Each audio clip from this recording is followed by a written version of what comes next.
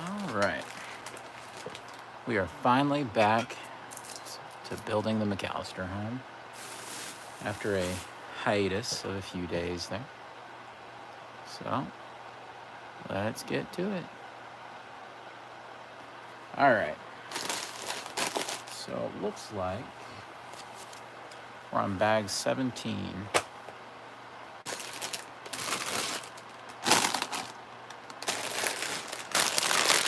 There we go.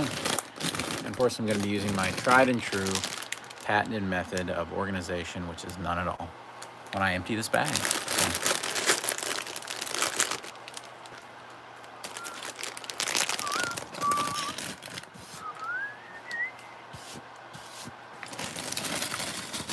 Now, appropriately, I have Nobody Ought to Be All Alone on Christmas stuck in my head while I'm doing this, so why not? Home Alone, one of the greatest soundtracks ever. And not just the song choices, but the orchestral music. They're just, I don't know, they're like peanut butter and jelly. They just go together. It's a beautiful combination. It doesn't look like there's a whole big lot to this bag, so I imagine this should go pretty quick for this particular bag. I think that what we're just about to do is start on the roof and the attic. And so this should be really fun, especially because when I was a kid and I would watch the movie, you know, I knew that, of course, I didn't have an attic or anything like that. So it seemed really mysterious to me when I was a kid. And it probably gave me unrealistic expectations about an attic. So I think I thought all attics worked like the Home Alone attic.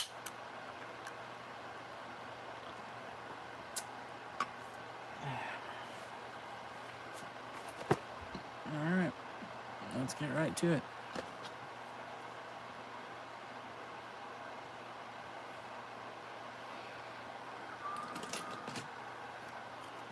So later I will have to go up to where you can start seeing what's happening at the roof. But for now, since we're just down here doing some builds, so I don't have to hold my hands way up to show you what I'm doing, I'm just gonna keep it low for now. Don't worry, no jokes about get low. All right, let's see. Okay, and here's the attic. No, I'm kidding.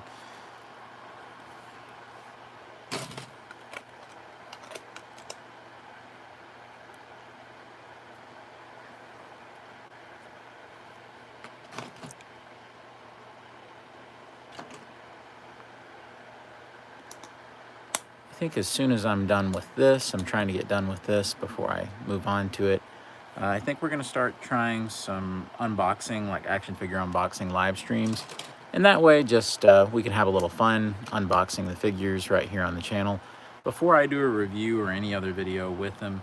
Because, you know, you're going to open them up anyway, so why not have a few fun minutes with the channel here to talk to you guys about impressions about the figure and just all that good stuff. All right.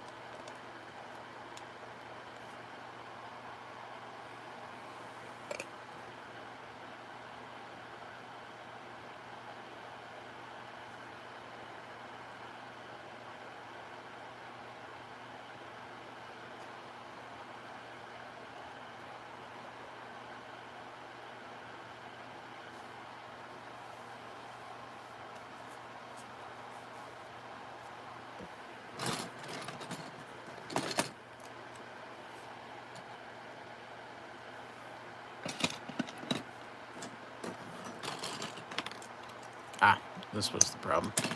Gotta use the longer one.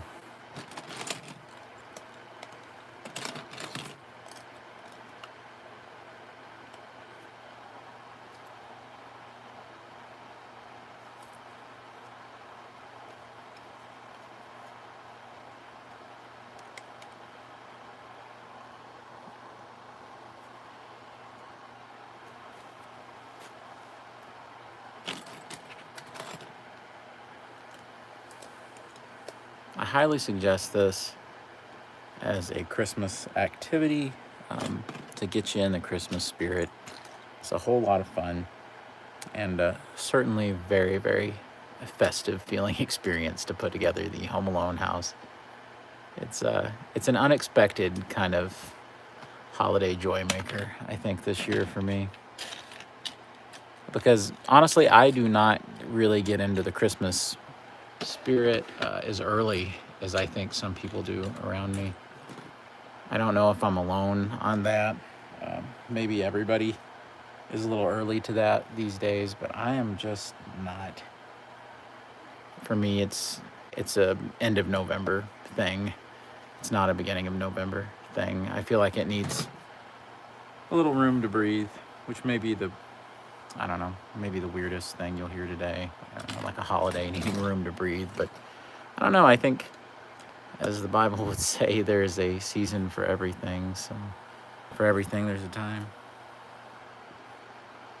That's definitely how I feel about the holidays. I feel like why kind of why get it all out of order? You know, why be premature with it? Let it breathe a little. Besides, I like Thanksgiving. American Thanksgiving. I realize my Canadian friends, it's a little different for them. It was really funny. I used to work for a Canadian company, and it was a telecommunications job, so of course I physically wasn't there. But I remember getting off on Canadian Thanksgiving, and just thinking, you know, what a fun concept that was.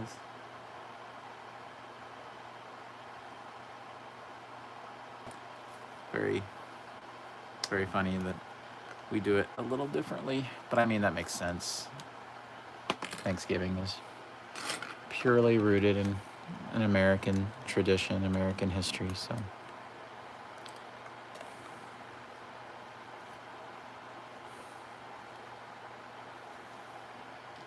Right.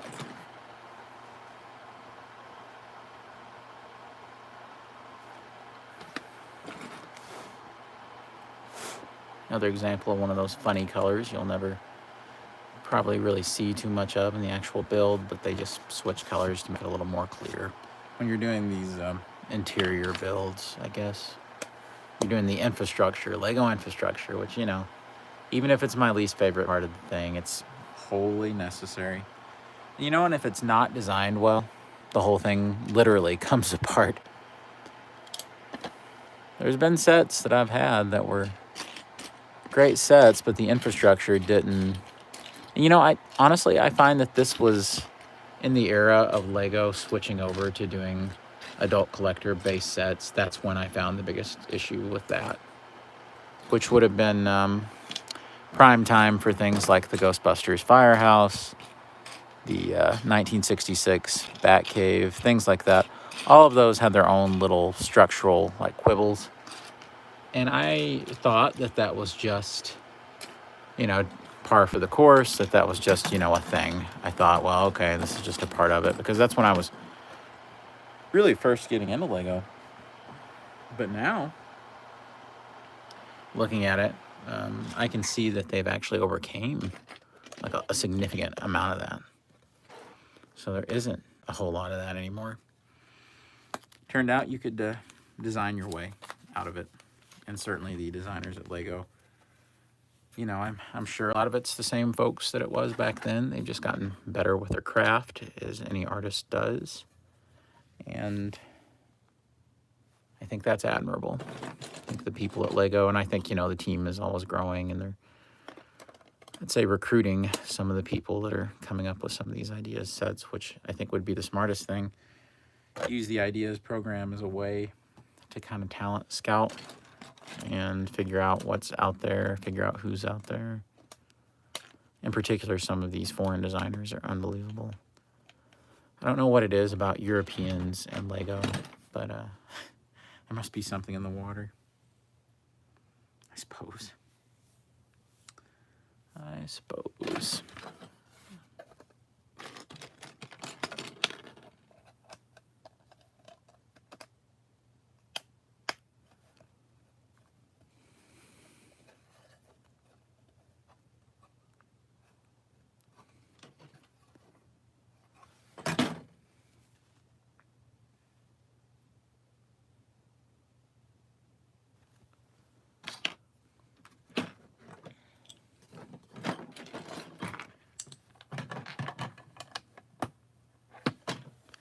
You know, it's funny, the roles that YouTube kind of gives your channel after a while. It's like the algorithm wants your channel to be one thing and nothing else. And that's how it is with Fanboys Forever. The algorithm, I think it is acceptable to the algorithm for me to do two things. And that's talk about He-Man, which is always a slam dunk on the channel, and everybody wants to watch it, and I get a ton of comments. There's lots of feedback, and the community is just fantastic, regardless of what, you know, people may say online. You know, it's really a great community. But then, if I try to do anything else, it really, really doesn't want me to. It has decided that Fanboys Forever is for He-Man and Batman. That's it. So, I don't know. Things like anytime I try to do Lego or Lego anything, really, YouTube absolutely does not get the video out there, and that's okay. I decided a long time ago that I'm never just going to base my channel on things that, you know, only the things that are successful, because you'll get yourself pigeonholed if you do that, and you'll be creatively bankrupt by the end of that process too. Say, for instance, you know, there's some guys who I have a lot of respect for. I've been watching their channels for years, but they literally, of course, they figured it out that YouTube is only going to recommend one type of video, and now their channel is just that type of video. That's all it is. You know, whatever it was that they were successful at, and now they are locked in, and they're just going to keep doing it. And that's fine for guys whose sole purpose is to, like, make a living off of YouTube. That's something it's never really something like I was trying to do.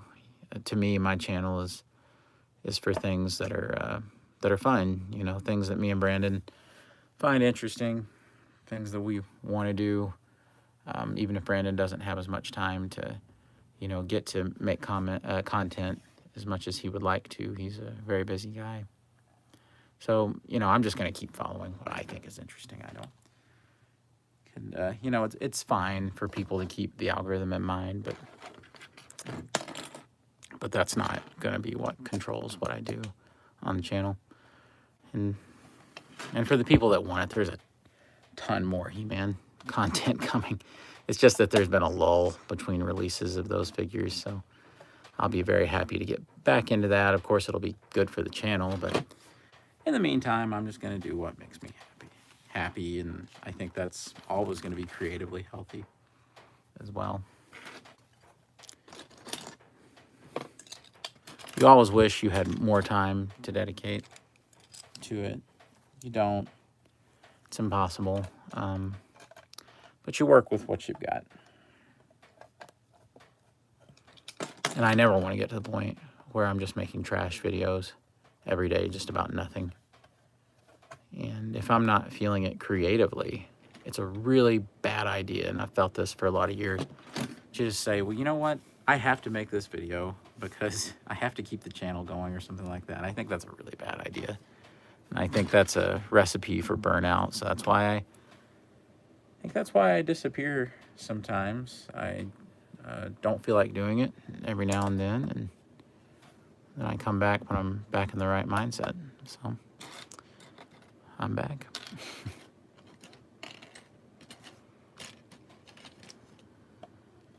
And God bless anybody, by the way, who's able to just, you know, make a living and do YouTube full time. That's wonderful. I did not mean to disparage that whatsoever.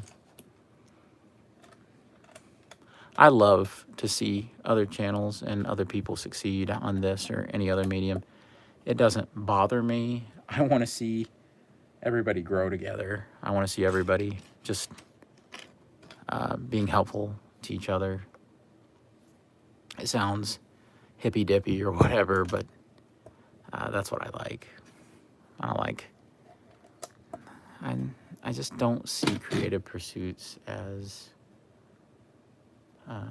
competition. I mean, I guess it is. I don't know. People's channels fail and people's channels succeed. But that's enough YouTube drama talk for now, I think. Nobody wants to hear that crap. Least of all me. Give myself a note there.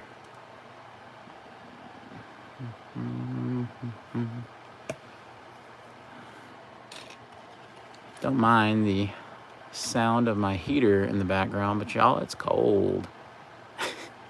I can't sit down here and build this set and freeze.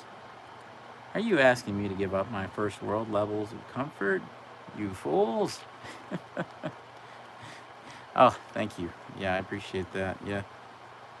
Yeah, I mean, if you're not going to do something because you love it or because it interests you, then man, that would be a horrible feeling.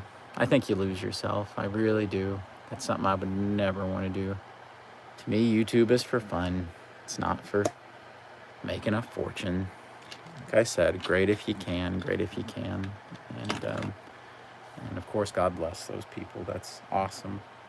And you can do something you love and make some money at it. So it looks like we're actually putting some little bits of snow, like some overhang on the sides of the attic, like here. So that's interesting. That's something, I've mentioned this a couple of different times and probably said it too many times, but it's just something that I don't know why I didn't think about it.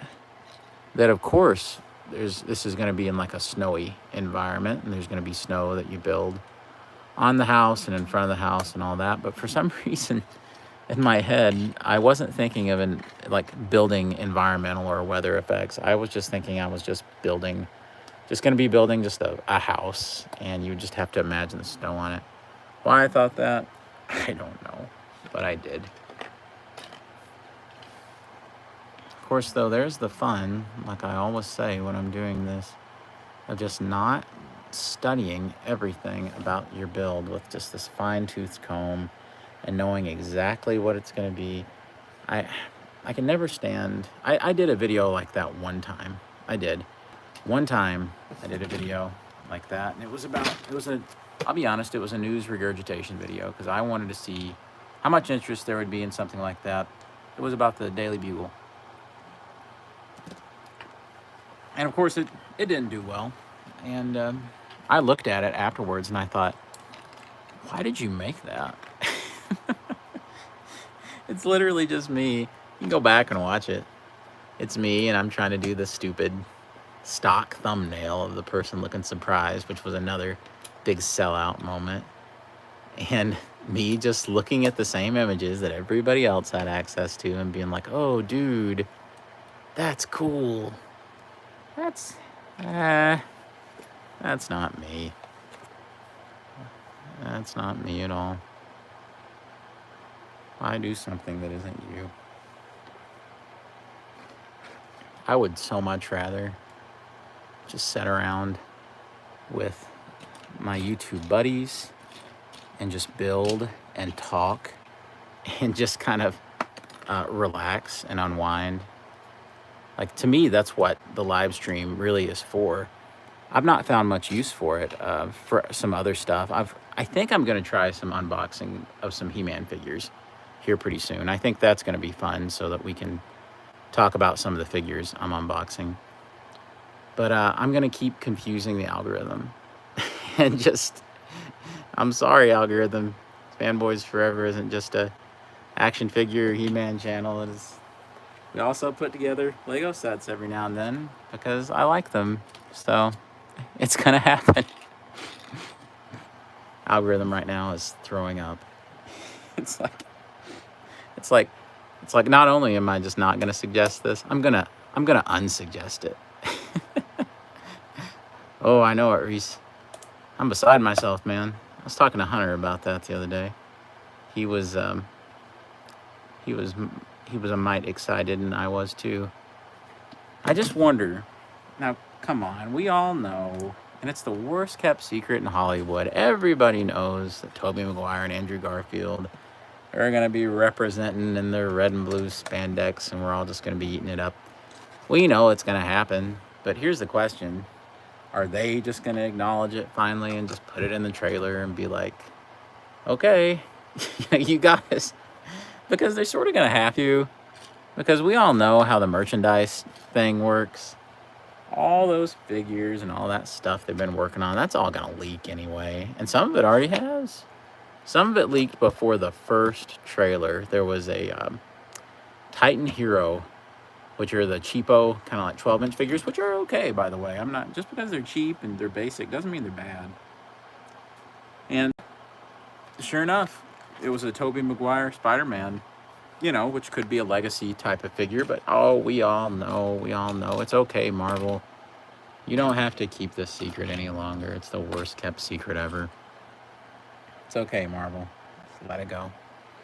Put them loud and proud right there in that trailer, swinging around together. Heck, put some dialogue in there, them talking to each other, making some jokes. Sell this movie and make it the movie that squashes the pandemic slump. That's what I think Spider-Man No Way Home could do. I think No Way Home could pulverize, and I mean absolutely destroy, the whole pandemic box office slump. If No Way Home can't do it, let's be honest, no movie can do it. I think Andrew Garfield put it best. Now I'm getting the Spider-Man actors mixed up. I think Tom Holland put it best when he said that it was the Endgame, the Avengers Endgame of Spider-Man. And Endgame made a little money. Yeah, I agree, Reese. I think that if they don't, it's just crazy. Because, yeah, secrecy is cool, great. Well, you know what? I guarantee you Sony are the ones that are probably telling Marvel, we've got to show them, because Sony's all about showing everything in trailers. They always have been. But Marvel are the ones that show, like, unbelievable spoiler discipline in trailers. You can watch a Marvel trailer, and 9 out of 10 times you won't get anything in terms of spoilers. I remember, man, the Avengers Endgame trailers, I've never seen anything like it. They didn't give away anything about what the movie was even about. I walked into Avengers Endgame being totally unsure what the structure of the movie was going to be. I didn't have a clue. There were rumors that it would be a time travel movie, but nobody even knew that for sure. That was it. Heck, I'd been under the impression that from leaked set photos, like Ant-Man would be like the main hero of the movie, and it would be him like going through the quantum realm, which it kind of is them going through the quantum realm, of course. That's kind of how they do their time travel in it. So, but yeah, there's never been the kind of secrecy that they achieved there. I've never seen anything like it. And the discipline. I mean, nobody even knew how Thor was going to look in the movie. I remember the audience I was with in IMAX.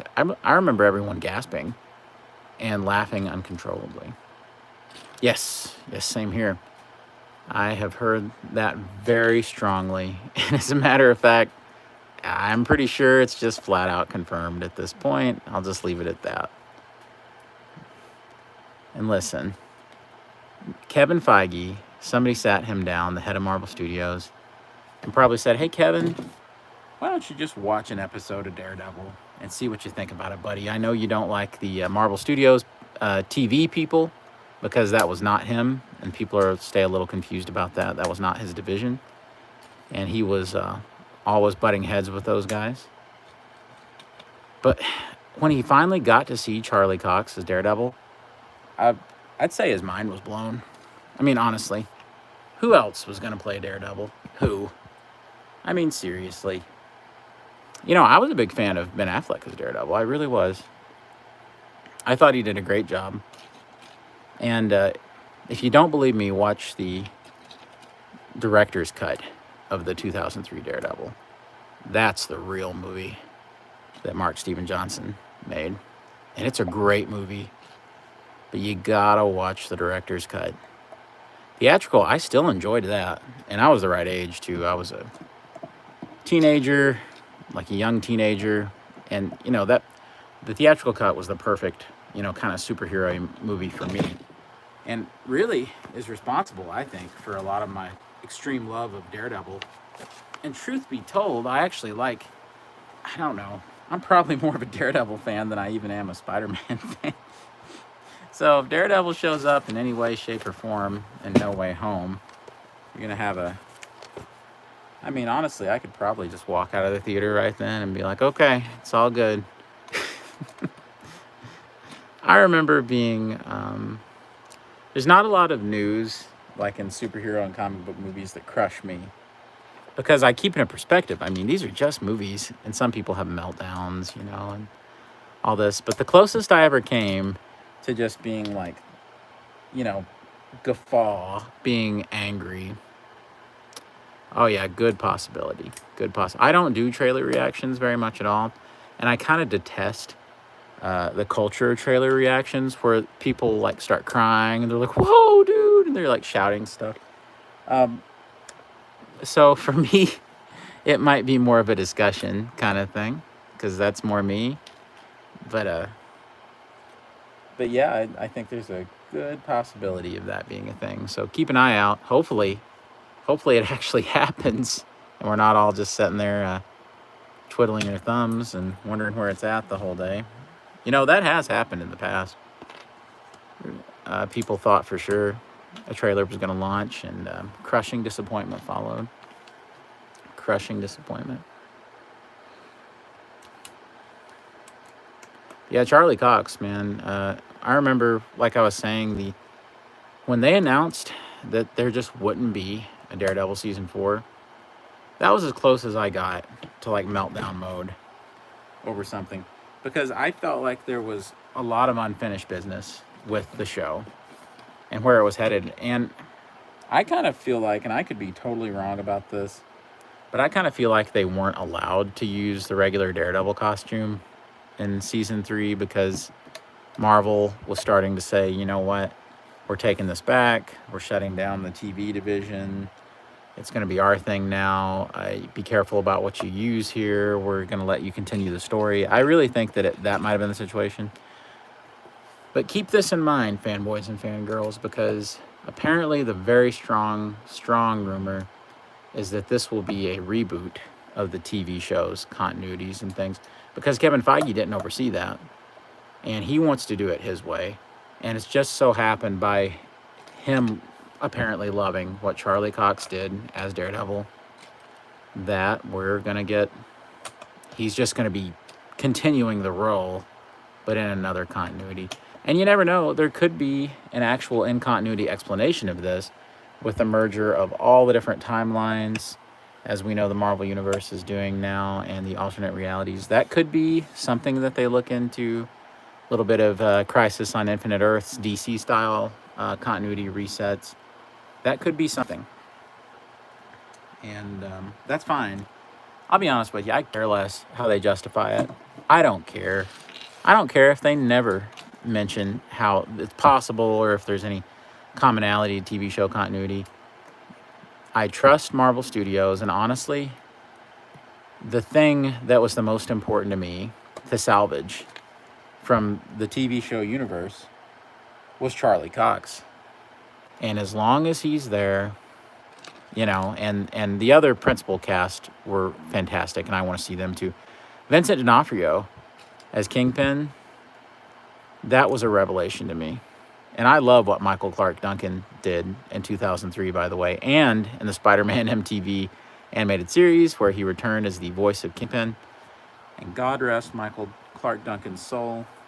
Bless his heart. He seemed like a truly wonderful person. And I hate that for his family. He's been gone a lot of years now.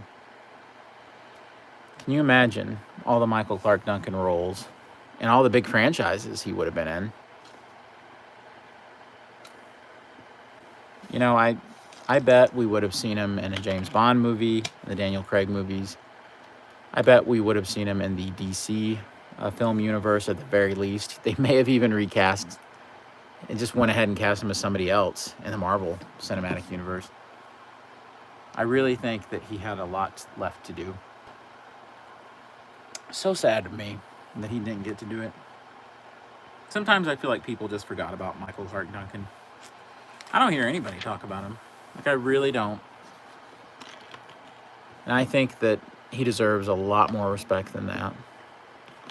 He was great in movies that, other parts of it people hated, like the Michael Bay movie, The Island, which I always sort of liked that movie.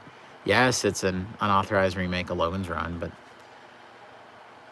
but he's great for what little he has in the movie, like, he's wonderful. He is an extremely memorable part of that movie. And Michael Clark Duncan deserves a heck of a lot more respect than he gets.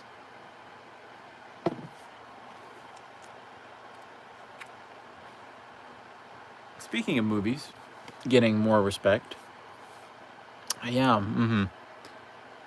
yeah, that was a great showing for Marvel. I think my takeaway is Marvel has everything going on, and Star Wars doesn't have a whole lot going on right now. Like, they didn't. They had the Obi-Wan stuff to show, the very brief snippets of Obi-Wan stuff, but that was it. Everything else, Star Wars, is being worked on right now. They do not have a lot of stuff ready. But they might as well have called that Marvel Plus Day.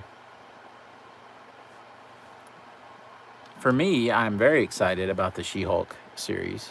To me, that's a big win, especially the references to the old 70s Bill Bixby TV series there. That really piqued my interest. Moon Knight, I think, I'll be honest, I'm not a big expert on the Moon Knight character in the comics. I have known Moon Knight for a lot of years. Honestly, a lot of my familiarity with the character comes from any time he's like popped up in Daredevil, to be honest. But yeah, it looks great. And Oscar Isaac is so good. I think Oscar Isaac, was the most wasted part of the sequel trilogy. I really think they could have done so much more with Poe Dameron, and they didn't. So, shame on them. They wasted his talent. He could have done great things. But if you don't have any material, and they basically write you as the most bland and generic character in most of the movies, then there's nothing you can do. You could be the greatest thespian the world has ever seen, and you cannot overcome just a lazy script. Maybe lazy is the wrong word. Maybe I'm being too much of a sequel hater when I say that. I think unambitious. There's a real lack of ambition in those scripts. Say what you want to about The Last Jedi, the Rian Johnson movie that everybody just seems to hate. But it was ambitious. Maybe in the wrong direction. Did a lot of things I disagreed with. But one thing I recognized about it right away was that, man, it was ambitious. It was not just going to rest. And people forget this, but Force Awakens, it was originally, it was very well received. But the big complaint, somehow Palpatine returned. Poor Oscar Isaac. He shouldn't have had to have said that. Shame on them. But people's main complaint with Force Awakens was that it sucked because it was a retread of A New Hope. And I felt that really strongly too. That was not just something people made up. It really was very retread-y. So I think part of Rian Johnson's creative process with The Last Jedi was like, okay, what can I do to just go totally off the rails and subvert every possible expectation? And I think people forget about that element of The Force Awakens. Now, keep in mind, Rian Johnson had a movie written before The Force Awakens was ever even seen by general audiences. But at the same time, he had had access to that script. And how could you not? Because, for all of his faults or anything you might want to perceive as a fault of his, Rian Johnson is, he's a very talented writer. Just, watch any of his Breaking Bad episodes and come back and just tell me that he's an absolute talentless hack. You can't tell me that if you watch Knives Out and any episode of Breaking Bad that he wrote. That is not a valid argument. It's just not. I can totally see why somebody would hate his Star Wars stuff because it's meant to be divisive. And honestly, I think it's designed to make you have a reaction to it. But I really think Rian Johnson probably read that script, the Force Awakens script, and was like, wow, that is bland. Wow, that is really samey. And then set out to just do everything he could to dismantle the artistic intentions of that script because he probably didn't like it very much. And I can't blame him. I like The Force Awakens a lot, but it ain't real ambitious. Then again, it seems like an absolute masterpiece compared to Rise of Skywalker, which was the first Star Wars movie since Episode 2 to just actually have bad pacing for the first half. I think by the last half, they get their pacing lined out, but by then, it's a little too late. The movie structurally is kind of a mess. Hey, there's still things I really like in the sequel trilogy. And I used to get really mad when I was young because I really liked the prequels. And I felt like nobody understood them. I was just mad. And I still stand by that. I don't think Episode 2 is a great movie. But Phantom Menace is a tight little movie. Oh yeah. Mm-hmm. Oh yeah. Yeah, it's legitimate. That is called a pedigree, my friends, and I am not talking about the dog food. that is I know my stuff. That's exactly what that is. You know, I think Rian Johnson directed the Breaking Bad episode, The Fly, all about Walt and Jesse trying to kill that fly. And that was a divisive episode. Some people didn't know what to make of it. But by golly, I thought it was brilliant. Like, I've never seen an episode of TV like it. And Knives Out, man, oh man, Knives Out was fantastic. So, that's right, kids. Rian Johnson may not be making that Star Wars trilogy of his, which I would have liked to have seen. I would have liked to have seen what he did. But the truth is, he doesn't need to be successful. Netflix already paid him a massive amount of money so that he can be working on those Knives Out sequels. So he's doing good if he never makes another Star Wars movie again. Man, if I was him, I wouldn't. At the same time, maybe I would for spite. Double down on all the stuff everybody hated and then absorb the fanboy tears, because, you know, my channel is called the Fanboys Forever. Some alliteration that I thought up as a very young college student. So, you know, if I had realized, I think, how toxic some of the connotation of the word fanboy was going to become, because I thought it was kind of toxic then, but I didn't know how crazy some of these fandoms were going to get. Maybe I would have been a little more careful about just saying, you know what, this channel is called Fanboys Forever, because it gives a very unrealistic expectation about our reviews. I think people have come to the channel hoping for like some kind of, I don't know. I think they were looking for something a little more negative. I can always tell when somebody's disappointed in the comments, because I think that the hope is that we're going to dissect something and say that it's bad because it was different or something like that. And that is, nope. It's a very open-minded space here.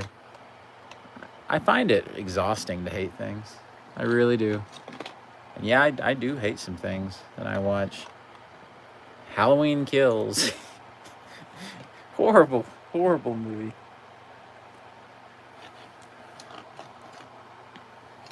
But yeah, I find it exhausting, and honestly, it's old. Every other video I see on YouTube now that is a reaction or a commentary to something has something in the thumbnail about something being woke or a liberal agenda or something. And I have no idea how that got to be a thing. Like, comic books have always been, like, for lack of a better term, well, you know what, there is a better term. Instead of woke, I think progressive is the right word. Comic books have always been socially progressive. They've always had that kind of slant to them. And it amazes me that's not kind of ingrained into those fandoms, and I hate the intermingling of political rhetoric with, like fanboy properties or whatever. It's exhausting. I hate all that stuff.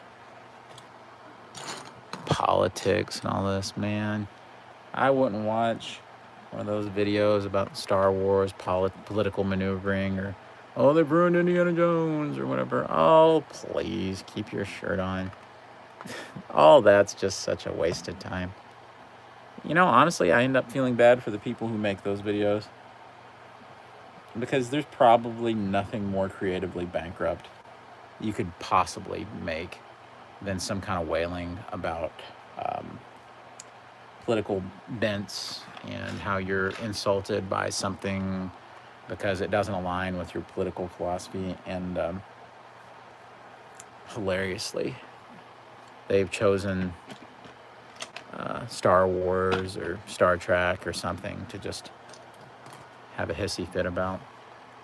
It's really lowest common denominator kind of stuff. I would much rather look at something like based on its creative merits. To me, that's 10 times more interesting. All right, so apparently we're building like a slope on the front of the house, and I think this is just supposed to be like the snowy, and this is the I think the vast majority of pieces in this bag are dedicated to building some of these slopes. So it's funny how there's just enough room for these to get out of line when they really need to stay like facing down, or else your snow starts doing some weird things. Snow starts defying gravity. I can't remember which one of you it was that was, maybe it was Reese, that was encouraging me to maybe for my next live stream stuff to do some of the Lego Monkey Kid sets. Whichever one of you it was, I did something rare and embarrassing when it came to those sets. Earlier, I was looking through and I was selling some of my older sets that I just decided not to pursue the theme anymore. Got out of Lego Hidden Side. I just didn't have time or space to really get into that. So I thought, well, now's the time. I'm just going to sell. And I was looking, and lo and behold, there was a set, like one that I sort of thought about buying the other day, and I already owned it. It was a Lego Monkey Kid set, and turned out I'd bought it a while back and did not remember. So, and it was a big one. It's not like some little set. So I don't know what that says about me. Probably what I already know, that I'm getting extremely forgetful, which is, as concerned as I am about it, it's even, I don't know, it's kind of funny because I looked and sitting right there was the set that I'd bought, and I should have known I had. I don't know though. It was kind of like Christmas. Turns out I had a set and didn't even know it. You walk in, there it is. Merry Christmas. Enjoy your brand new Lego set that you bought a year ago. But I don't know. I was you see that, what I just did? That didn't connect. That was pitiful. If you're watching this after the fact, you can go back and watch me just absolutely just ram that piece down what I believe is the staircase, or what it's going to be the entrance to the staircase. And I have no idea what that move was right there. It looked like I was polishing a Lego. Okay. Yuck, yuck, yuck. The yucks keep coming on the Lego live stream. Maybe I should start playing like the, what is it, Benny Hill music? Like over me building it for all my gaffes, all my goofs. All right. Looks like now we're building some like partitions, like little sections of the attic up here. Honestly, even though I don't like all this weird infrastructure kind of build kind of stuff, because that bores me a little bit, I like this part of the build where everything is kind of like halfway, sort of looking like the rooms are partitioned off, and it's just because this is the exciting part when it starts to nothing starts to become something. And I like that metamorphosis that occurs right there in this part of the build. This, to me, seems like this is kind of the magic part where it seems like the most is happening. You know, I've always thought, and I could be totally wrong about this, I always kind of just thought by watching the movie that the attic in the movie might have been a set and the rest of the house, you know, was the real deal. But I don't know how true that is.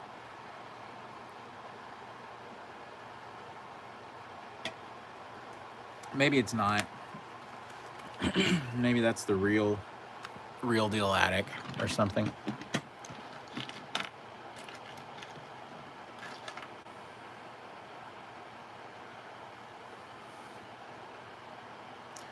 I'm going to plug a very, very cheap and basic product right now, because this is for anybody who wants to quit soda.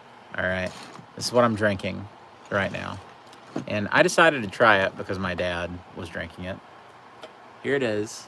You can get this at Walmart. It's dirt cheap.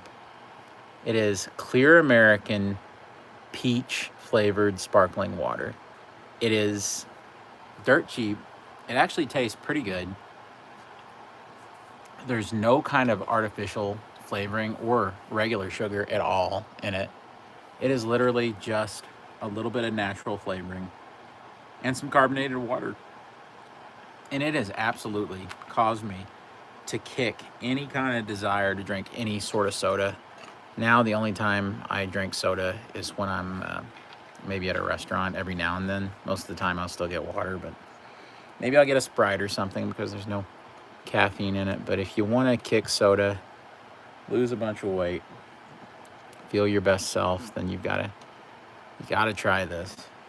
There's no caffeine in it, no anything, completely guilt-free, and pretty good for you. So it's definitely helped me. I sort of got sick of just drinking water constantly. Love water, but you know, you can only do so much.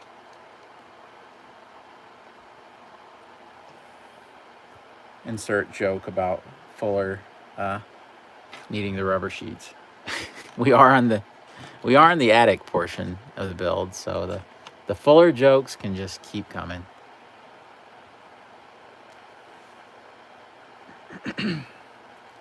Like, okay, I don't get it. Is his name really Fuller in the movie? Like, is it? Because to me, that always just seemed like a joke about him peeing the sheets full. Like, did they really name a kid Fuller? I have never heard of anyone being named Fuller. I mean, you guys tell me in the chat. Maybe you guys can Google it or something. Is his name really Fuller? Was that a nickname? Did I miss something?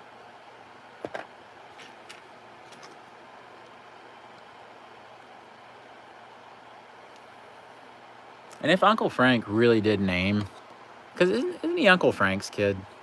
I don't remember. I think he's Uncle Frank's kid. Then if he really did name him that, then all I can say is, look what you did, you little jerk. What you did, you little jerk. Your dad's paying good money for this vacation. Paying good money for this trip.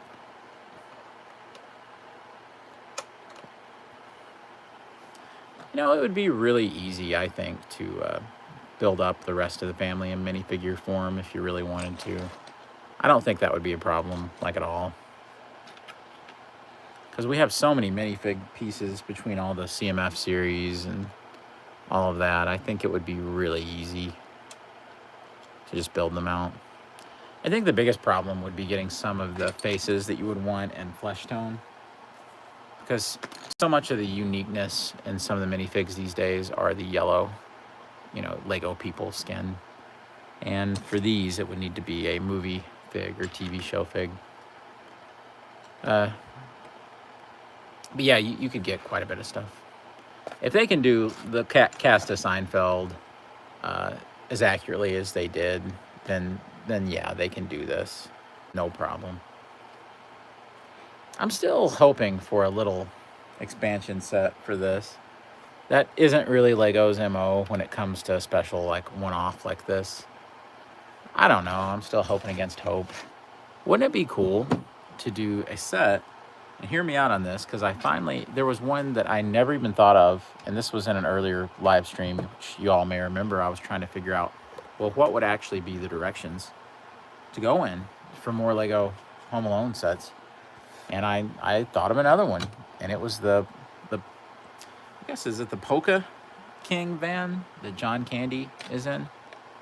That would be a great little, like, promo or something. I would actually really like that. And that way you could get the John Candy minifig, which would be really, really, really easy to do. Funny enough, it would be almost exactly like Dennis Nedry from Jurassic Park in the big yellow raincoat. It would just be like him, but tall. I remember as a kid, I struggled to sort of understand exactly what John Candy was talking about when he was talking about being the Polka King. I remember thinking, well, maybe polka is just like a type of dance.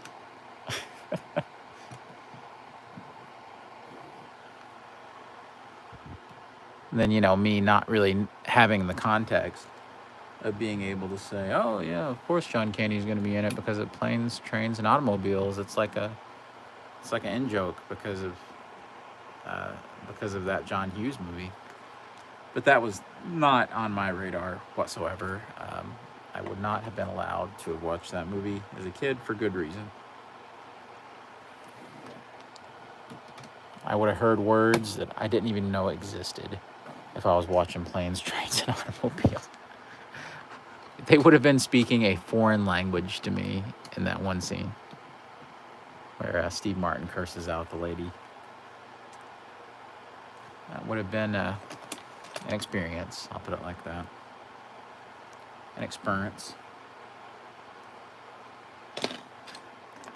Well, we're well over halfway just on this bag. So that's cool.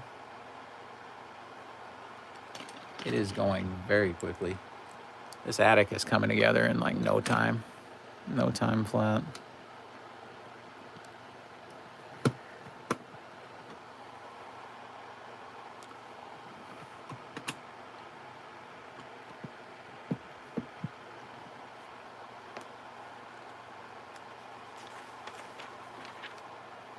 All right, and we're building up, looks like another layer of snow, and a great majority of the pieces are going for these snowy little peaks on the roof out here. I'm excited because this is a build so far unlike any other that I've ever done when it comes to like a big house. Like it's gotta be the most detailed minifig scale like house that they've done. I could be wrong on that, but I get the distinct feeling that this is as good as of a representation of a real house as I think they've done. And it's the gift that keeps on giving when it comes to just how much this build just keeps going and going and going. And not in a monotonous way either. Like there's something interesting to do constantly here. Even something as great as that Daily Bugle set, which I think is up for Toy of the Year right now. Like that organization that decides that, I guess that's one of the Lego sets that was nominated.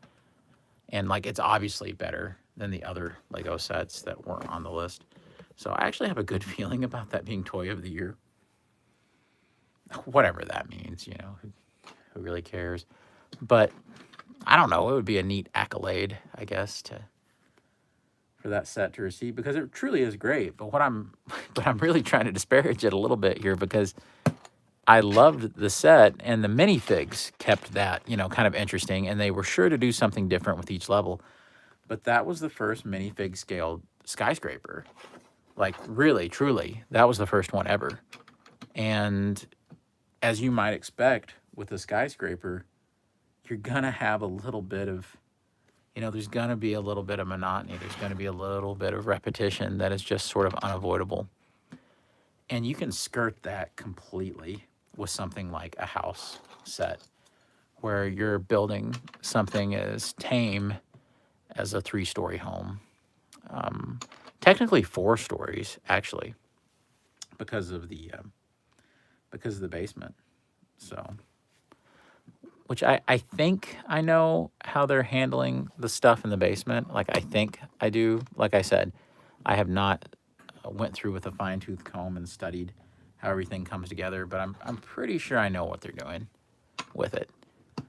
Because that was a big question I had as well. How the heck do you do a basement for a freestanding build like this? I think I know what they're going to do, but we'll see. But yeah, you can skirt all that monotony with a set like this, because the Daily Bugle, I'll put them side by side when we're done.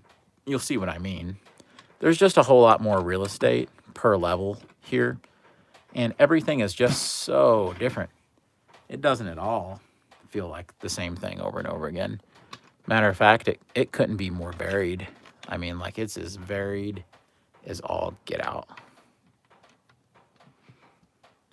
Every level just feels like it's doing completely its own thing. It feels honestly like I've switched to a different Lego set every single time. And that's a great compliment for this set, because it's already a beautiful set, but honestly, I thought there would be a whole lot more monotony to it. Like, I didn't have a lot of fun, and as a matter of fact, I'm pretty quiet during the couple of segments where I'm mostly building bricks.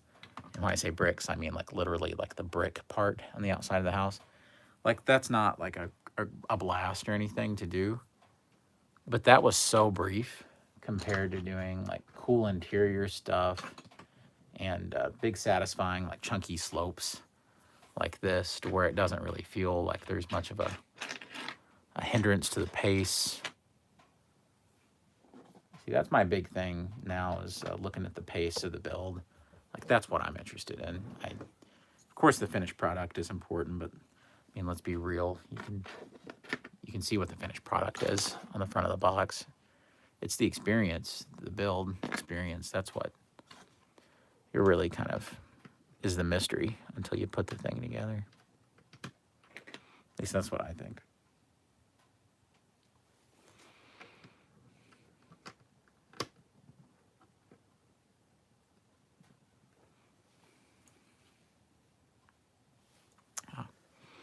Speaking of mysteries, this is why that angle's not lining up. I need a small piece here. I can't believe the Lego Scooby-Doo theme didn't do any better than it did. But honestly, I'm going to blame that on there being no media tie-in whatsoever for that. There was, eventually they did like a DTV, like a direct-to-video kind of thing.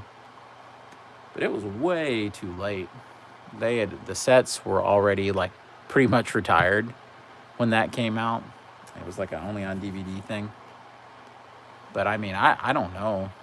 They should have known better than to have tried to have done a theme with like no media support. If only, I feel like that fate would have been kinder had they waited for that Scoob movie, which I never watched. I don't know, it's probably fun. It's probably all right. But I really do feel like if they had just waited on that to have done like a big media push, like a tie-in, then kids would have been gravitating more towards Scooby-Doo. You can't just... Because honestly, I really think that what they were trying to sell it on more than anything was adult nostalgia, like interest in Scooby. And for me, that was like plenty enough. But for 90% of your consumer base, it's going to be the kids. Not for a set like this, but for a big, at retail like push set, like the Scooby-Doo stuff. You're looking at a kid's set. That's what that is. I mean, there's no way that adults are going to support something like that as hard as you need them to. And they put a lot of resources, at least from what I could tell, a tremendous amount of resources into the Scooby-Doo push. And And of course, those sets are like mega valuable now. And there's a whole bunch of people with, regret that they didn't get into the theme. And I got pretty much all the sets because I missed the Monster Hunters theme. And I absolutely loved that theme. And I had missed out on it in a big way. And honestly, some of the Scooby-Doo sets were just remakes of some of the Monster Fighters themes sets. Like the castle, like the vampire castle. They pretty much did a remake of that called Mystery Castle. And then Lego Hidden Side did their own version of it. And, it's kind of a motif that continues to come back. I'd say we're not even done seeing versions of that castle design. I would say that there's more to come. It's the kind of thing that I wish I could have got. I almost have every version of that castle. Like I said earlier, I decided to step away from Lego Hidden Side. I wanted to be able to have the resources and the time to dedicate, but I had those sets for over a year, and they just sat there. And I never could figure out the right way to display it or the right time to bring it out. I think I gave myself a time limit of this Halloween because I thought, oh, that'll be the perfect time. I'll get into it. But never, ever kid yourself about something like that. If you're not going to dedicate time to it, if you don't have a good spot for it, then don't be a hoarder and just let it go. There's got to be a healthy limit to everything that we do. And collecting, if there's no healthy limit there, then you've had it. Because it can take over. And the last thing you want is to just be caught in an avalanche of your own hobbies, or else, and then it becomes something you don't love anymore. It becomes a succubus. All right.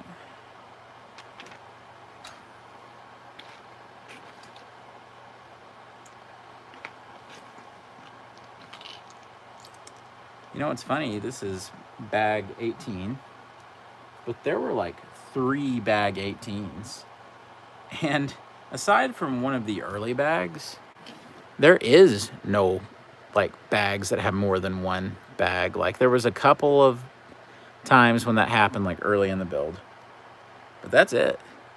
So I have no idea why it was that bag 18 was split into 3 separate bags, all with the 18 number on them. I guess I always think that has something to do with production, the way that the pieces are manufactured and the way they're sorted, but I couldn't tell you exactly why that is or what it is. I don't know. Maybe one of you intrepid people know. I do not.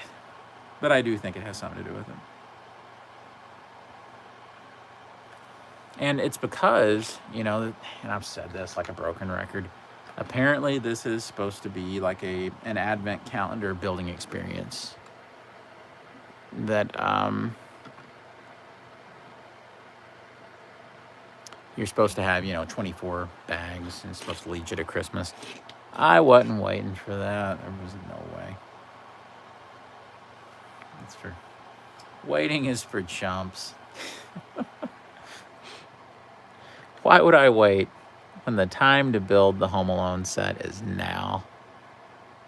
There's no time like the present.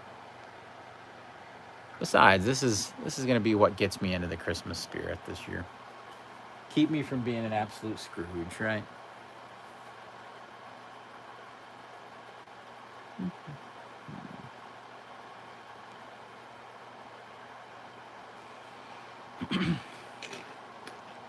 I can finally say this bag is starting to wrap up. Bag 18 has been a lot more extensive than I thought it was going to be.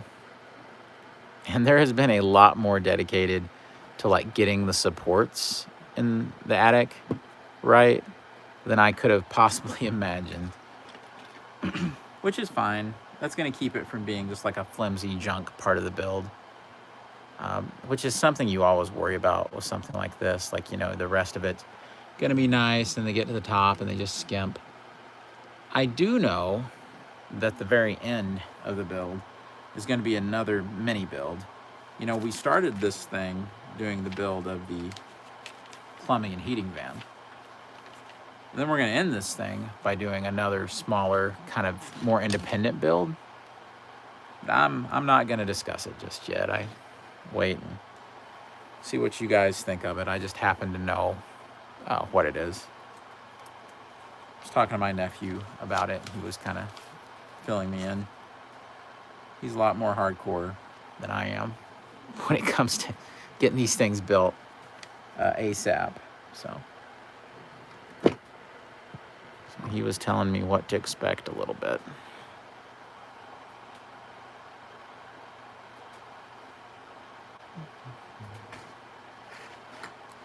All right, and I think this is the last level of roof that we have to do for this part.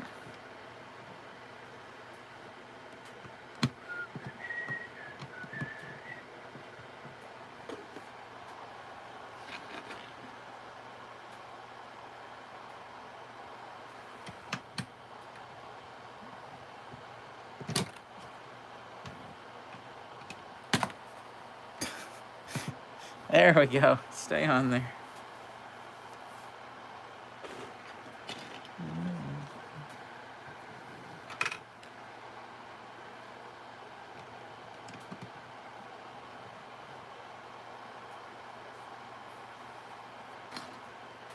I'm getting all the corner pieces on there first because I don't want the roof portions to get boring, so I'm trying it in a slightly different order. Oh, I think I've lost a lot of my people on here. now that I have no one, I'm gonna sing that old Christmas favorite.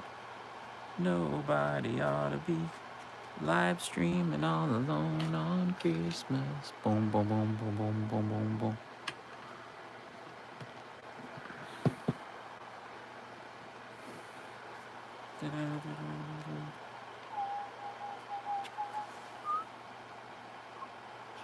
Okay, got all my corners. Okay, now my big slopes. Starting to feel like an ice planet set, man. So many snowy slopes on this thing. Love those ice planet vibes. Love it.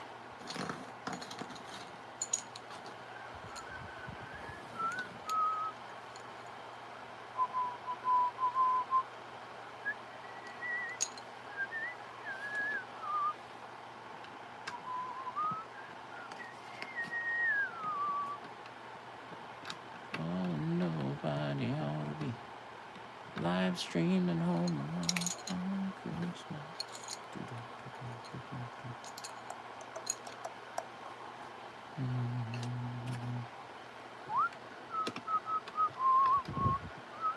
Okay.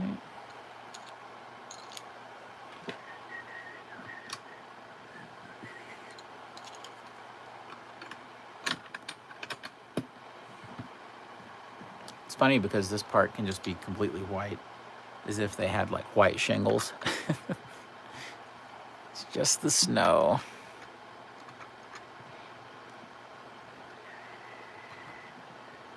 Okay, looking good. I love the little connections in here because it ends up giving the illusion of looking like snow-covered shingles. So, I mean, how great is that? And that may be totally unintentional, but it works for me. I'm going to say that it was a choice just full of artistic merit, completely intentional by the Lego team.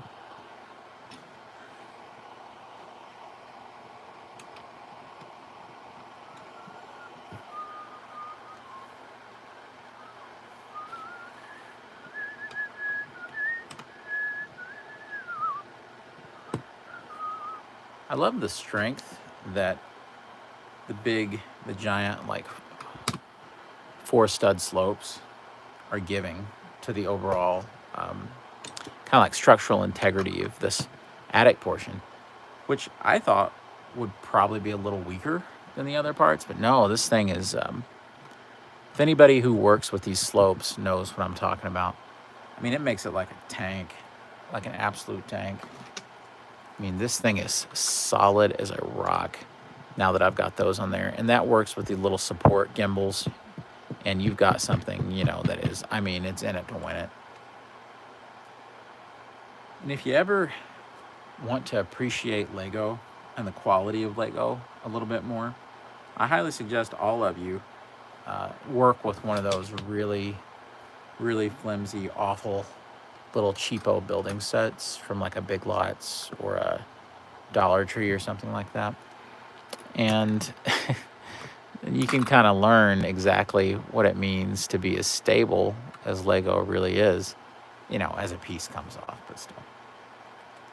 Just a fluke.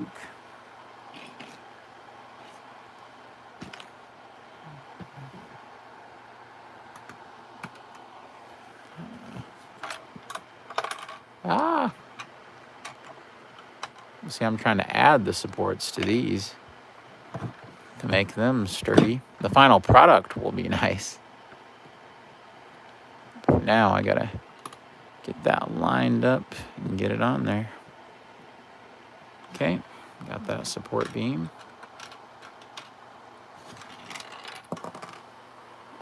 There's this.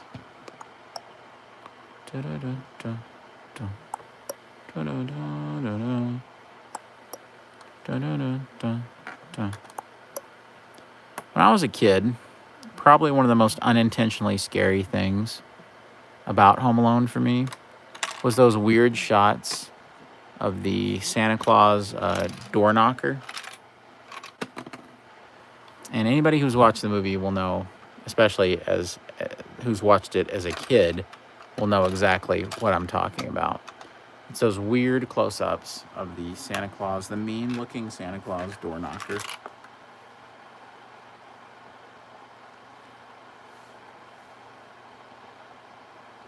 Thing may as well have been Krampus. I mean, it's as spiteful looking a Santa Claus as I've ever seen in my life. 100% pure spite Santa Claus door knocker. I don't think that can really be replicated here. But it would have been nice. I don't think that that's the kind of thing that you do in Lego. I have no idea how they would have done that. But I mean, so far, that's the only little, you know, visual piece that I see that isn't really represented.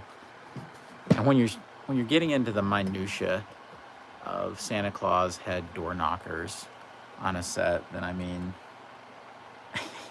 it's probably not worth complaining about. It's not worth being concerned about. So if that is literally the only thing I can fault this set for, then by golly, they've succeeded. By golly. Ow. Pinching your finger between 2 Lego plates is a sensation unlike no other. Not a good one, but it's a sensation. It's a sensation. All right. Very little left to do with this bag here. We are almost looking at a sort of complete looking attic, really. I have a feeling the next bag will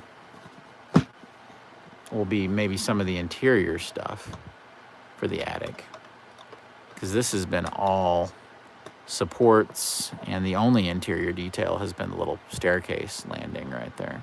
At least I think.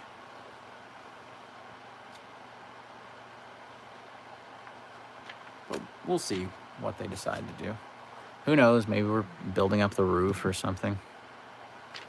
That could be a thing. Possibly. Maybe. We'll see.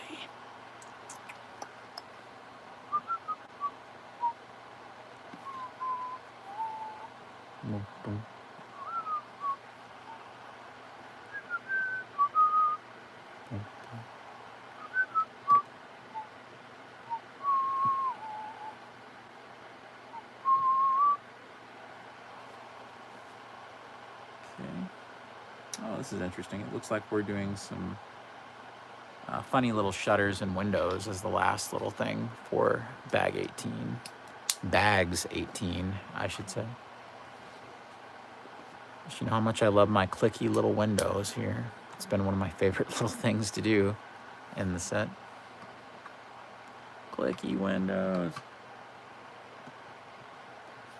All right, and this is where we're going to apply our little shutter pieces. Clicky. I think that's just going to go here. We'll do that about 3 other times. We'll all be good. Nope. I spoke too soon. These all get a little tiny 1-stud square that they kind of just sit on. And that brings them in line with the height of the little mini singular windows here. There we go.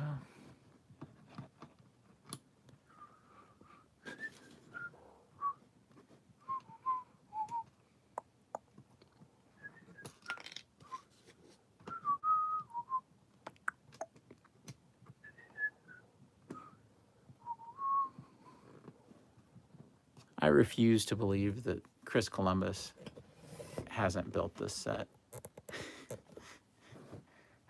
Like, if you directed Home Alone 1 and 2, how could you resist? Would it not be the most gratifying thing in the world?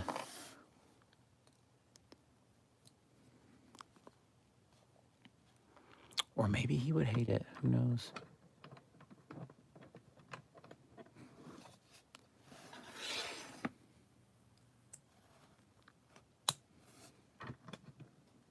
Okay.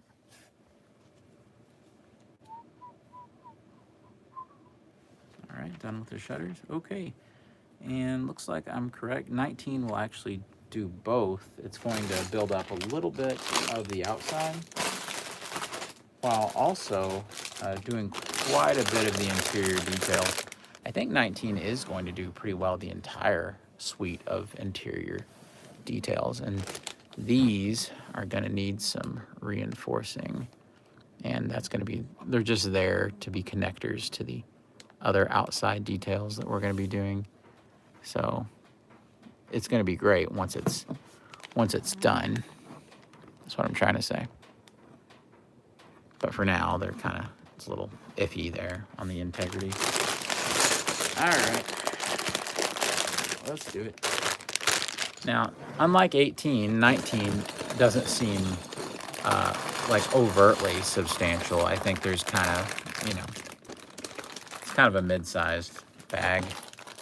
Oh, we have some orange here. I'm not really sure how that's going to factor in. I see the giant spider web. That is accurate to the film. I do remember there being some cobwebs up in the attic. We have our tiny little pieces. We have 2 bags of tiny little pieces. Tiny little the baby pieces. Little failers. So this is bag 19. There's only 24 bags. So we are looking at probably maybe 2 more parts to this, and we're done. It's hard to believe. I really can't believe that we're down to that. It's crazy. Absolutely crazy. All right, let's get to it. In it to win it, and win it to in it.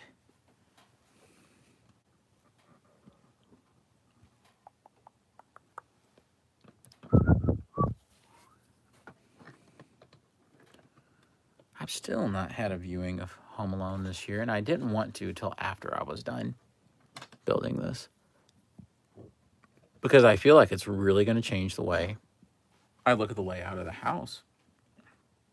I don't think I'm going to be disappointed either.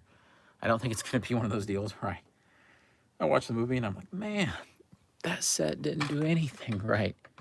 What were they thinking? I don't think it's going to be anything like that. because I'm very familiar with Home Alone. As a matter of fact, Home Alone is probably in the top 5 movies I've seen the most times, more than likely. I would say if I really sat down and went through time and looked at how many times I've viewed Home Alone 1 and 2, I would say the answer would be astounding. But the house and the layout of the house is just, it's something you sort of internalize, but there's a whole lot of it you take for granted, no matter how many times you see the movie, but especially when you're little, because that was the vast majority of times. I still view it, constantly as an adult, but the vast majority of times that I watched this, I was a kid, and you're just not paying as much attention to that type of thing. We are going to need a little bit of height here and really do more of an overhead if we're going to see where I'm actually putting things in. And I do care about everybody at home, whether you're watching it live or you're going to watch this later. There's plenty of folks that watch this a little bit later. I definitely want everybody to be able to see what I'm doing. Nothing's worse than one of these build things where somebody's just sitting there and just having a good old time and you can't see anything they're doing. We have one of the, I've seen these quite a few times, the Lego can pieces that are printed. If they can print something this minute and this specific, why can't more of this stuff be prints, Lego? Come on. Nobody wants to have to apply those little stickers. Oh, it's horrendous. It's horrendous. Yeah, first world problems, I know. Speaking of little stickers, it's been a while since I've had to apply one, but one is coming right up for my amusement, for my pure enjoyment. We have a sticker coming right up. So here we go. And of course, it's one of the stickers I've been really looking forward to. It's Kevin's battle plan. I mean, look at this sticker. This is just such a great recreation. I'm a little confused why it's on the silver backing. I don't really know what that's about, but oh well, okay. All right, gonna grab my tweezers here, get the battle plan on the brick. And that's the wrong brick, what I shown you a second ago. Glad I realized it now. I need a wide one. Yep, here it is, just a nice flat.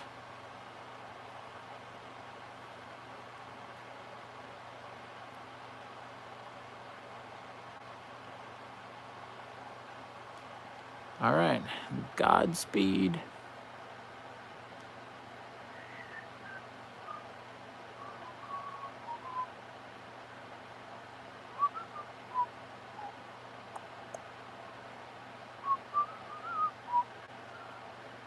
Yes, I'm whistling the John Williams music when he's getting the battle plan out and rigging the traps, which appears not to have worked in my favor.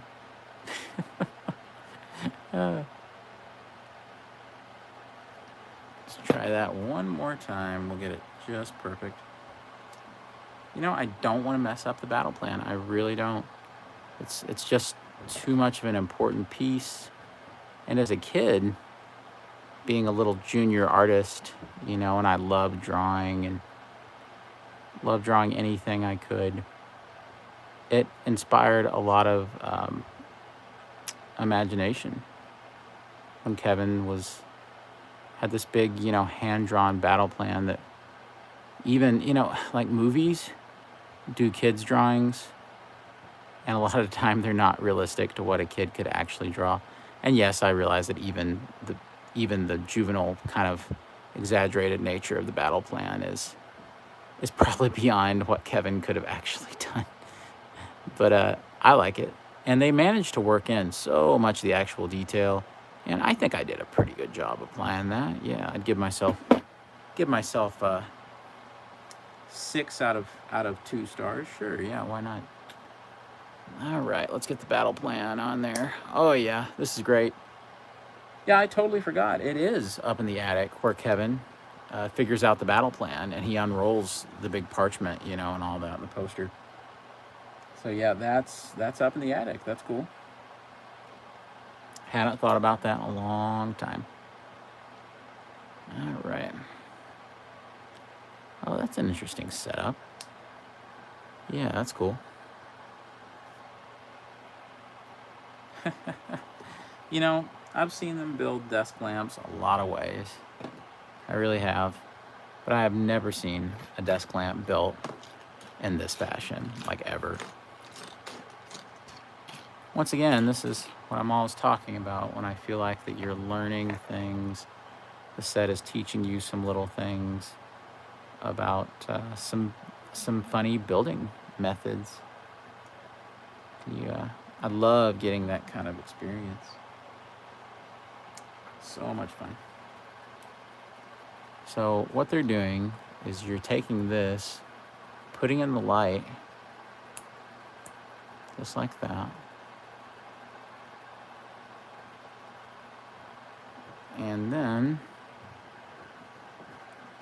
you're then just clipping it to this hot dog piece, this black colored hot dog piece. And there's your lamp. Can you believe it? Who'd have thought? Who'd have thunk it? Just a moment, friends. Be right back.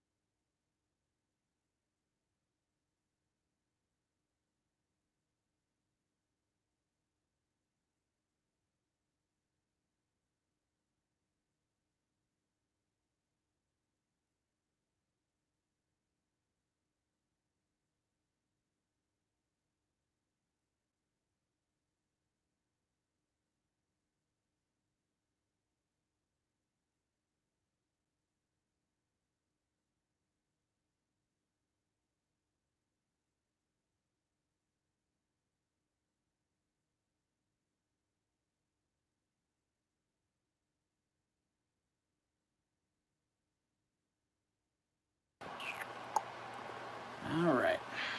Right back in the saddle we go. But yeah, I love the way that this turned out. That's great. It reminds me so much of what we actually see in the movie. And that is just fantastic. What a fantastic little thing. It's awesome.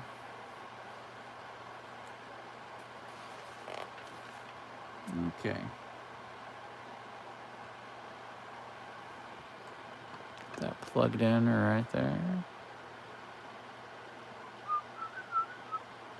You know what's great is this is very adjustable too, this little lamp. Yeah, I think that looks right in terms of the floor plan. It's probably not exactly how it is in the movie. If I had to guess, there might be some compromises when it comes to the layout of the attic, because I think in the movie it's pretty cavernous. But like I said earlier, that's me not even being sure if the attic wasn't just a set and that stuff was filmed on like a soundstage. Maybe I should have done some research. Nah.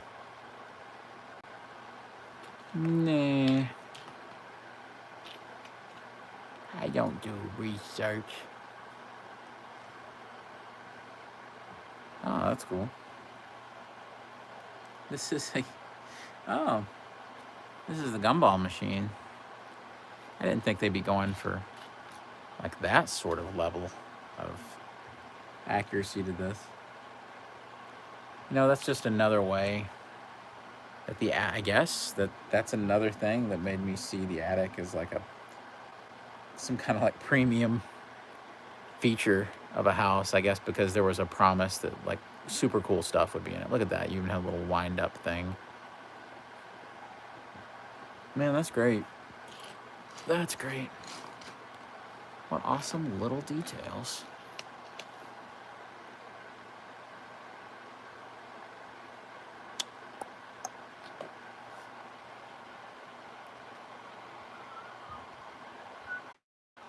Sorry about that.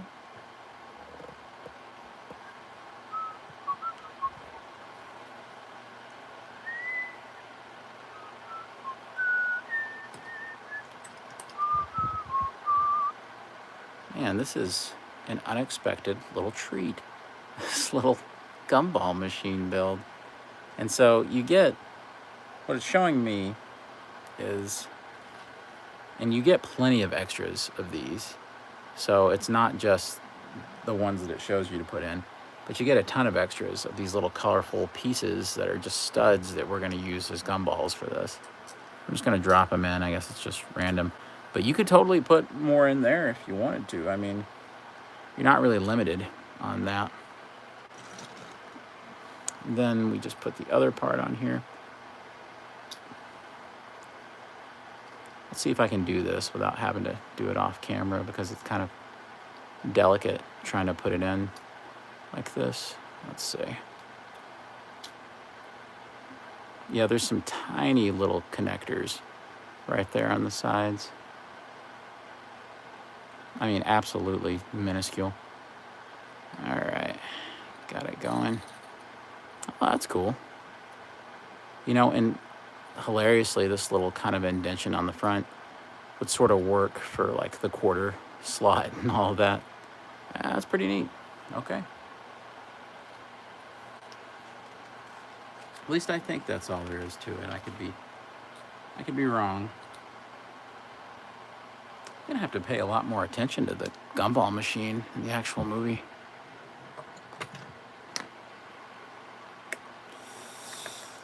Oh. All right, got it plugged in.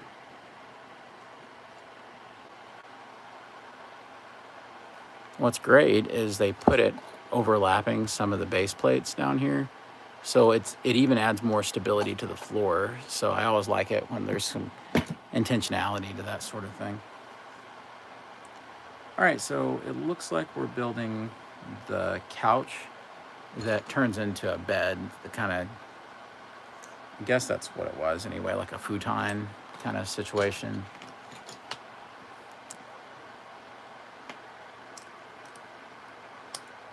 Of course, this is the scene where Kevin talks to his mom like an absolute dog. I mean, you remember he's setting up here in the attic, and he lets his poor mom have it.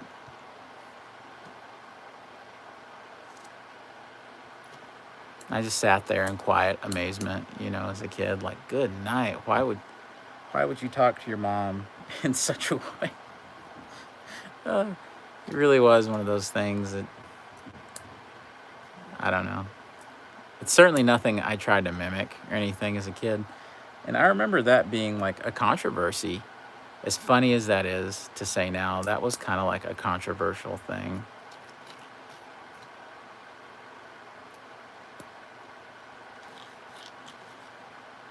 I remember people talking about it, like some of my family members, some of them would mention how in Home Alone it has to be a thing that would be a bad influence for kids to hear Kevin talk to his mom like that. I mean, it didn't make me want to do anything like that. Who knows? Maybe some kid heard that and thought, you know what? I'm gonna give my mom what for. Now that I know Kevin can do it. Well, I've been waiting for my chance, and here it is. Nah, I don't think that's most kids. But this is gonna be a cool little micro build here. Of course, we've seen them do kind of different things so far with the beds that were in the house. And the most impressive thing for me has been how smooth the angles were on the beds. They didn't really seem, honestly, they didn't even really seem that brick built by the end of it. They were very smooth, kind of rounded off angles all the way around. So I've been very impressed with kind of the ingenuity that they've displayed on some of the bed builds. Bed builds? Almost sounds like I'm about to say bed bugs. Ugh. All right, so got that.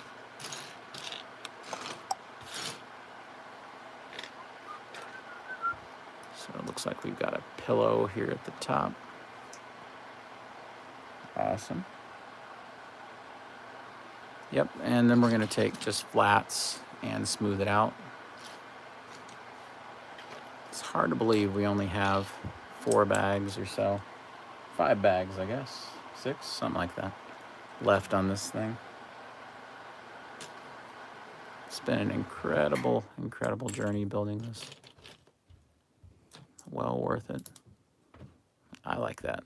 It's almost like the covers are only, the comforter is like only halfway over. That's great.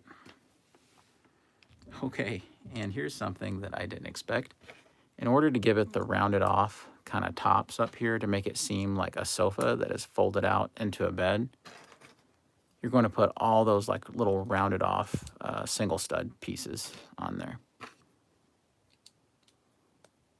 Okay. And there's a ton of them.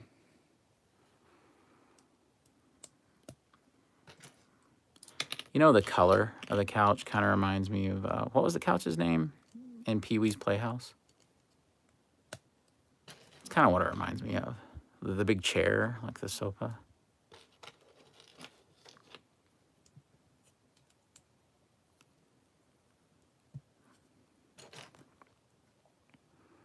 Might be a little aggravating putting these on, but this really does complete out the sofa look to it.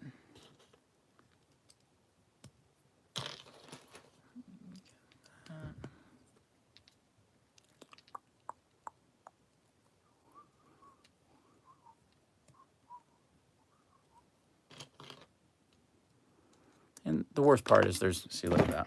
There's a little bit of give when it comes to these. So you can have them looking all kinds of crooked if you're not careful. Okay. There we go. Now that is slick. Look at that. It's hard to believe you can do something like that with Lego bricks, but here we are.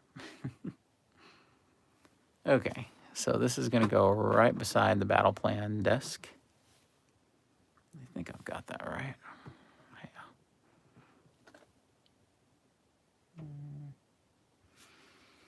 See, the unfortunate part is the angle that the instructions are at. You can't exactly tell the exact perfect spot.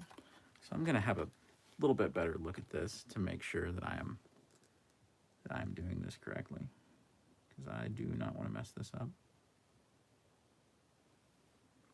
Okay. I think I was close, but I've got to go one more over, I think.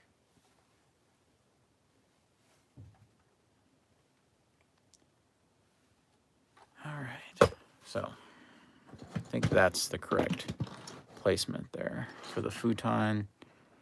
And then you've got the battle plan desk right there. Okay. Looking very accurate to kind of the hallmarks of what you would expect from the movie that should be in the attic. I really like it so far. All right, and now we're back to building up portions of the roof. And this should give a lot more of the sturdiness that I was talking about. Because these slope pieces, man, they are as strong as I'll get out.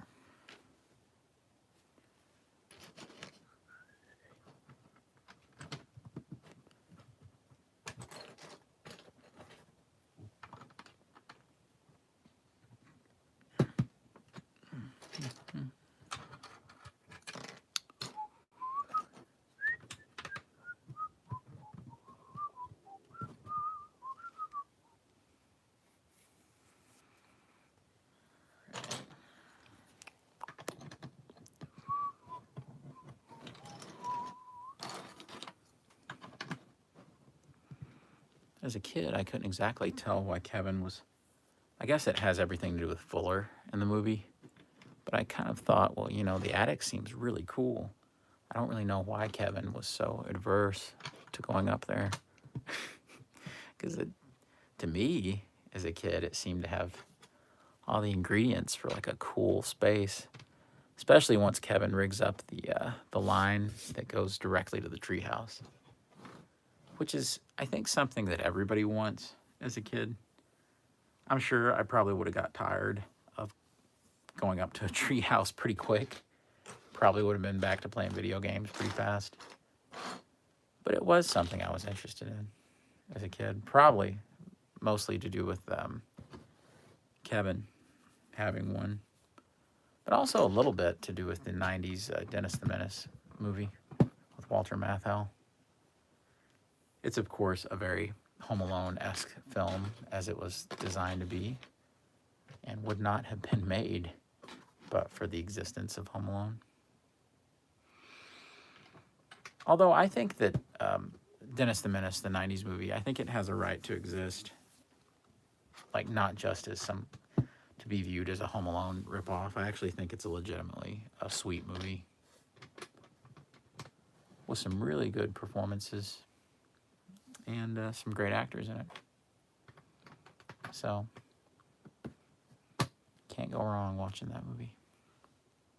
Although, it's like I was telling someone the other day, Christopher Lloyd is way too terrifying, I think, for younger kids in the movie. Look at that. I'm not having any luck getting this on here. There we go. Because I remember as a kid, I was horrified. I don't know what it was, but he just he struck me as just a terrifying villain. I think because he was a little too real for my tastes. Like, as a kid, he seemed like something that would actually exist, and that wasn't good. Because at the time there was so much paranoia about stranger danger, which it's there still is, but sometimes I feel like the 90s was the first time it was ever really publicized to the degree that it was. And so Christopher Lloyd was played the quintessential drifter, epitome of stranger danger kind of character. And so as a kid, it was easy to be freaked out by something like that. As unsavory as you could imagine. I think unsavory is kind of generous, actually, for that character. Maybe horrifying, satanic. Maybe those are a little bit more. Honestly, most of it didn't really bother me that much. But it's the scene where there's a little kid. I can't even remember what his name is in the movie. The really little kid that wears the cowboy hat. And Christopher Lloyd cuts up that apple in front of him with that pocket knife and eats it. And that scared me to death. Scared me to death.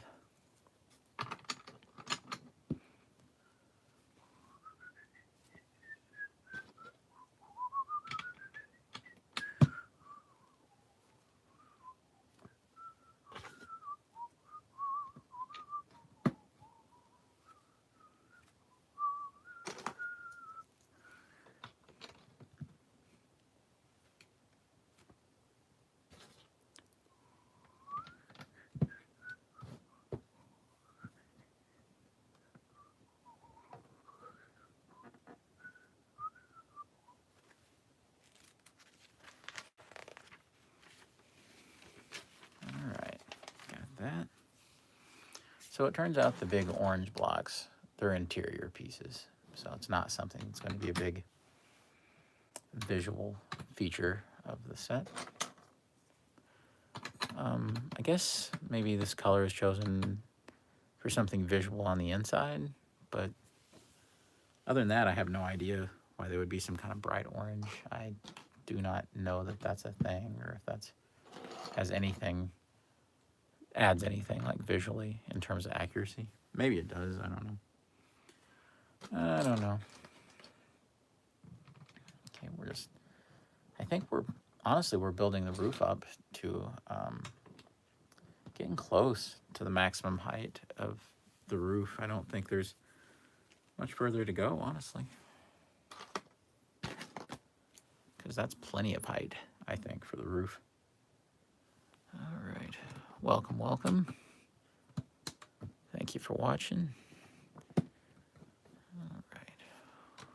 You know, something I've not asked is, and this is something that maybe if you're viewing this after the fact, you can leave me a comment on.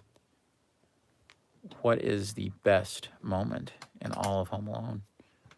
What is your favorite scene in the entire movie? For me, the only way to answer that question well is for me to think back to being a kid and what my favorite things are in the movie. And for me, it's this will sound funny, but it's a whole lot of the stuff that like happens in the day in the movie where Kevin is just kind of like having a good time in the house. Because to me, that was most of like wish fulfillment kind of stuff. That was the fun part of being home alone.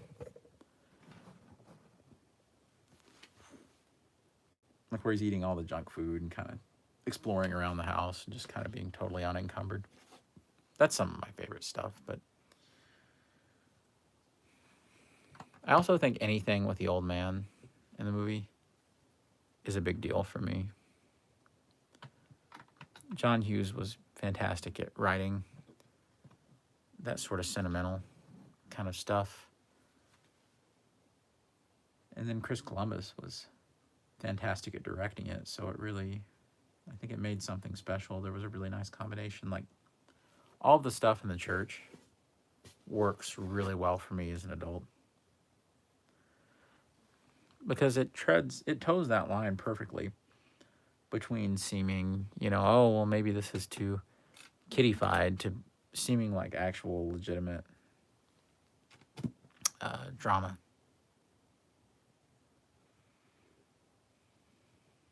And it works so well in the style and the flavor of other John Hughes movies.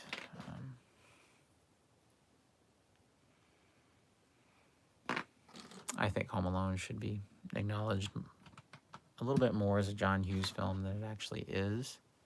I know that, of course, there's plenty of acknowledgement for it, and of course it wouldn't have the same flavor without Chris Columbus. But it's still a John Hughes movie. It has all those classic beats from every John Hughes movie. I mean, it's built into the DNA of it.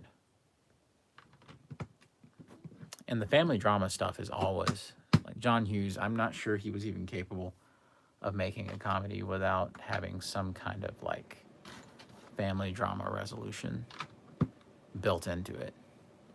Some kind of angst that needs to be solved, which I really do believe is probably one of the main reasons why John Hughes films, I think they stuck with people for that reason. I think they were very special. That was just one of the reasons why they were incredibly special.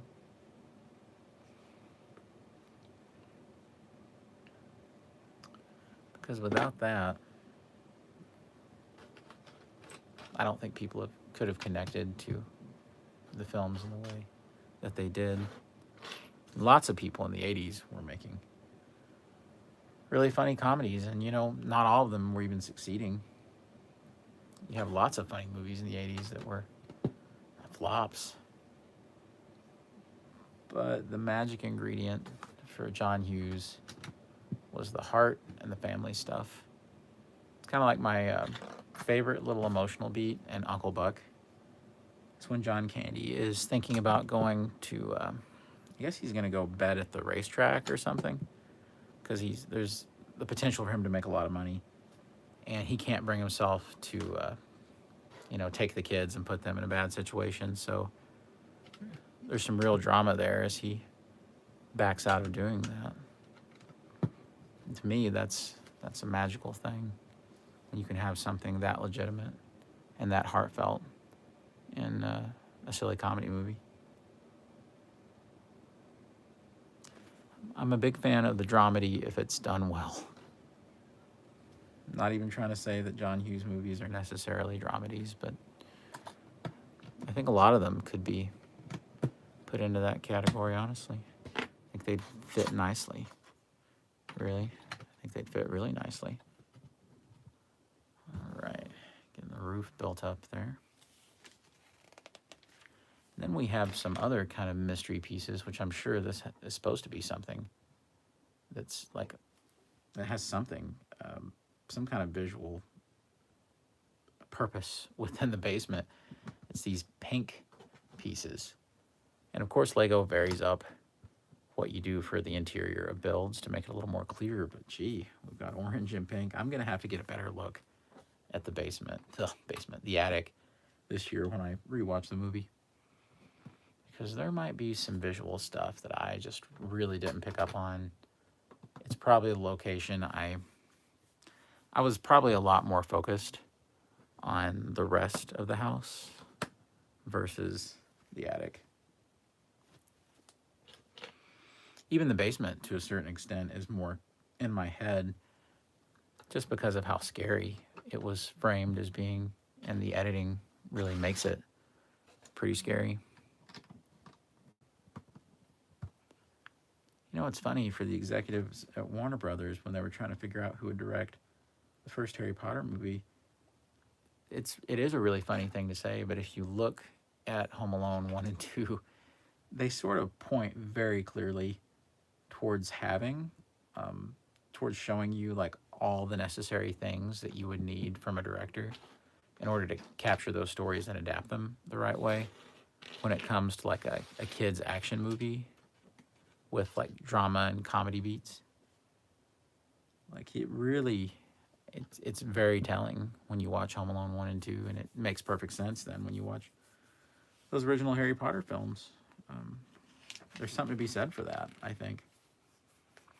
As funny as that is to say, I think that it's kind of justifies that creative decision about having Chris Columbus in the driver's seat.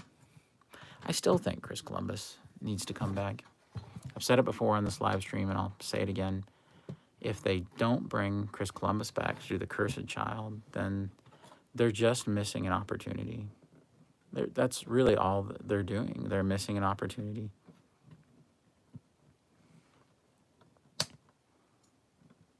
I'll be honest, I don't know. I didn't exactly understand why they didn't want to bring him back into the fold sooner with the later Harry Potter films. I think he would have been a great choice for that, and I still stand by that opinion that I think that they were wrong to kind of ignore his lobbying for that. Now, I will say Chris Columbus was definitely right to, and I think, if I remember right, that it was his decision, that he wasn't forced out or anything, for him to say for The Prisoner of Azkaban, you know what, I've done 2 of these, and I had to be away from my kids, because his kids were very young at that time. And maybe I need to take a break, but I'm sure that Columbus thought that he would be back for later installments, and I'm sure that he was probably more disappointed than he let on that didn't happen. So that's a sad little shame, I think. All right, looks like we are, honestly, there's not much left of this bag, which is surprising. Once again, that speaks to the pace of this set. I mean, it's, in terms of a Lego set, it's breakneck. It really is. It's absolutely breakneck. I mean, it's an engaging build the whole way through. There's no doubt about that. There's absolutely no doubt. Now, if I can just remember to put on the right pieces before I add other pieces, that's the real trick. Can you try that again? There we go. Huh. Works better.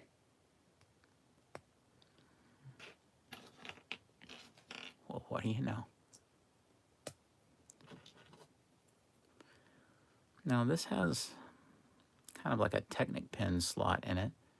So I'm thinking that this may be, I don't know, maybe this will be where you rig up the line that will go to the the tree house, because you remember that was from the attic. But I don't know. It's a mystery to me until we're done. Okay, so apparently I'm building 2 of these, so I should have just been repeating those steps. That's all right. Second verse, same as the first. Okay.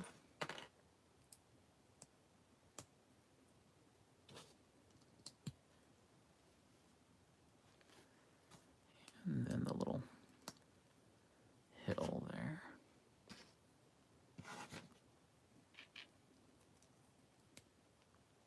Okay. And for both of these, we kind of just have this little Technic pen pressed in. Okay.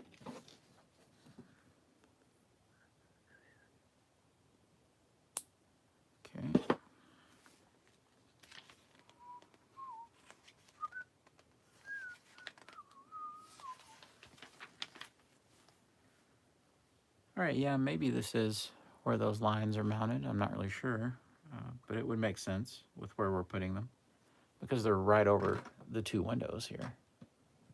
Because this one goes here, this one goes here. All right. And then we just have to build out the peaks a little bit.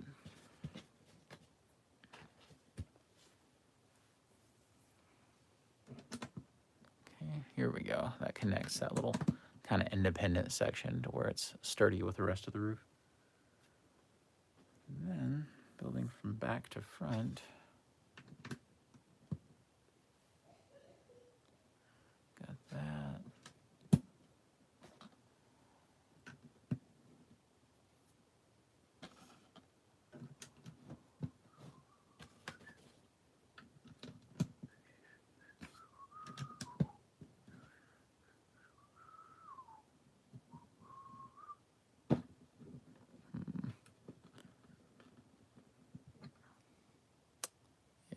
Better if I turn these around the other way because you can't see the little indentions where the pieces come off the assembly line or the sprue. Yeah, I know only a crazy person would worry about that, but I don't know. It makes it look a little nicer. Can't help it. Try to improve it a little. I don't think that's too OCD, but that's just me. And the last thing is, turns out that those little kind of grabbers down there, you've got the spider web. That's where that goes. I was wondering. I'd almost forgotten those were down there. And that's just kind of filling out kind of an area right there. I think I situated it the right way. Yeah, who knows? Okay, so